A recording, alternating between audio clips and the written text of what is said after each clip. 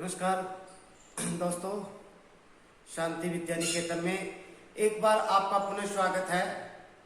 आज हम पढ़ने जा रहे हैं एक कहानी। उस कहानी का नाम है लाख की चूड़ियां।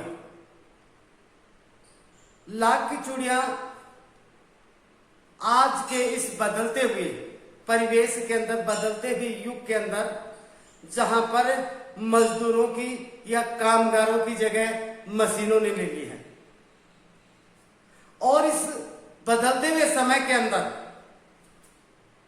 इस कहानीकार के जो कहानी के जो लेखक हैं, कहानीकार हैं, वह है कामता नाथ जी। कामता नाथ जी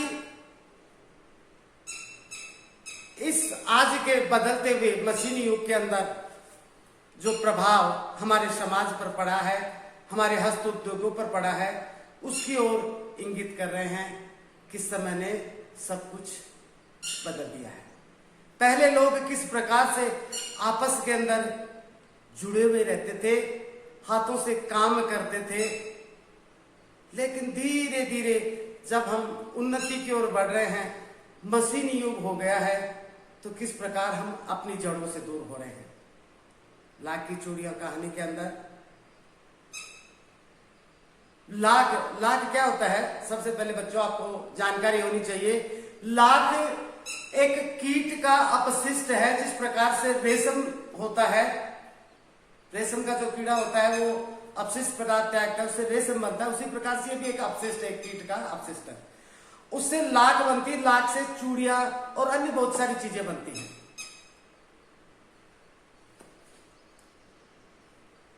लेखक अपने मामा के यहाँ आता है, और मामा के गांव के अंदर एक बदलू नाम का मनिहार होता है, जो चूड़ी बनाता है, जिसको हम अपनी राजस्थानी भाषा में लखेरा भी कहते हैं। उस लखेरे अर्थात उस मनिहार के यहाँ पर, जिसका नाम बदलू है, वहां जाकर के वो बैठते हैं। वो बड़े चाव से उनको लल्ला कहकर के पुकारता है लेखक को, और लेखक वहां जाकर के बैठ करके देखते हैं कि एक अंगीठी रखी होती है, एक बेलनाकार का जो लकड़ी होती है, जिससे वो चूड़ियां लाख लगा करके गर्म करता है भट्टी पर, अंगीठी पर, और उसे वो बनाता है, उसमें हीरे जड़ता है। बड़े तन्मयता के साथ में वो अपना कार्य करता है, और लेखक बैठे बैठे देखते रहते हैं। और सायंकाल के समय उन लाख की बची हुई जो लाख होती है, उसकी सुंदर सुंदर गोलियां बना करके जो बदलू नाम का मनिहार है वो लेखक को देते हैं। लेखक गांव के अन्य बच्चों के साथ में उनको बदलू काका कहकर के पुकारते हैं, जबकि उनको बदलू मामा कहना चाहिए था, क्योंकि वो वहां उनकी ननिहाल है लेखक की। लेकिन अन्य बच्चों के साथ साथ, और ऐसा आज भी होता है, हमारे चाचा जी हमारी माता जी को भाभी कहकर के पुकारता है, तो हम में से भी कई लोग अपनी माँ को भाभी कहकर के पुकारते। इसी प्रकार से लेखक भी गांव के अन्य बच्चों को देखे देखे उनको बदलू काका कहते हैं। बदलू काका के एक गाय होती है, उस गाय की मलाई को बचा करके रखते हैं, और जब लेखक उनके यहाँ आते हैं तो उनको बड़े चाव से देते हैं आतिथ्य। अतिथि देवो भव, अतिथि का सत्कार करना, यह हमारी संस्कृति है, हमारी परंपरा है। और बदलू पुश्तैनी काम करता है। पुश्तैनी कहते हैं जो बाप दादाओं के जमाने से चला आ रहा है, यानी पैतृक। पुश्तैनी का अर्थ होता है पैतृक। वो उन चूड़ियों को बेचता नहीं है पैसे के बदले में, तो कैसे बेचता है, कैसे देता है बच्चों? वो देता है वस्तु विनिमय। वस्तु विनिमय किसे कहते हैं? वस्तु विनिमय कहते हैं किसी वस्तु के बदले में वस्तु को ले लेना। अर्थात पैसे नहीं लेकर के, पैसे की जगह क्या ले लेते हैं? अन्य वस्तु ले लेते हैं, उसको कहते हैं वस्तु विनिमय। तो लेखक अनाज के बदले में चूड़ियां देते हैं, हाँ, लेकिन जब गांव में किसी के यहाँ ब्याह शादी होता है, विवाह होता है, उस शुभ अवसर पर वो अड़ जाता है। अन्यथा तो वो फ्री में भी दे देता है लाख की चूड़ियां। उसको चिढ़ तो एक ही चीज से है, किस चीज से? कांच की चूड़ियों से। वो कहता है कांच की चूड़ियां अच्छी नहीं होती हैं, हमारे यहाँ सौभाग्य की जो प्रतीक मानी गई है वो लाख की चूड़ियां मानी गई है, हमारी संस्कृति ऐसे। तो कांच की चूड़ियों को देख करके वो कहता है, और लेखक से बात करते हुए कहता है, लल्ला शहरों में तो आजकल कांच की चूड़ियां पहनते हैं कि उनकी कोमल कलाइयां होती हैं। कांच की चूड़ी सस्ती भी मिल जाती है, सुंदर भी लगती है। तो लेखक को उनसे बड़ी चिढ़ है। तो वो जब गांव में शादी विवाह या शुभ कार्य होता है तो अपनी जो बनी हुई हाथ की चूड़ियां देता है, उस समय वो जरूर जिद कर लेता है कि मैं इतनी दक्षिणा ही लूंगा, 1100 लूंगा, 2100 लूंगा या 500 लूंगा, जो भी है। लेकिन अन्य अवसरों पर वो यदि सामने वाले के पास में पैसे नहीं है, वस्तु विनिमय करता है, वैसे तो पैसे के बदले में नहीं देता, अनाज के बदले में देता है, लेकिन नहीं भी है तो उनको फ्री तक दे देता है। लेकिन जब गांव में शुभ अवसर होता है तो उस समय जाता है कितने पैसे में अवश्य लूंगा। और लेखक अक्सर उनके आकर के जब भी छुट्टियों में अपने मामा के यहाँ पर गांव में आते हैं तो वहां आकर के बैठ जाते हैं उस पेड़ के नीचे, मचिया पर। मचिया कहते हैं चारपाई को, चारपाई बिछा देता है बदलू। और काफी समय उपरांत जब लेखक काफी दिनों तक वहां नहीं आए, कारण यह था कि लेखक के पिताजी का स्थानांतरण अन्य जगह पर हो गया था। तो 8-10 वर्षों के बाद में जब वो अपने मामा के यहाँ आते हैं तो देखा है, लेखक ने देखा कि काफी परिवर्तन हो गया है, बहुत बदलाव हो गया है। तो वो पूछते हैं और बदलू के यहाँ जाते हैं। बदलू अब समय की मार को झेलता हुआ बूढ़ा हो गया है, उसका शरीर दुबला पतला हो गया, हड्डियां और हड्डियों की जो नसें जो होती हैं वो दिखाई दे रही हैं। वो जाकर के कहते हैं, बदलू काका नमस्ते, राम राम।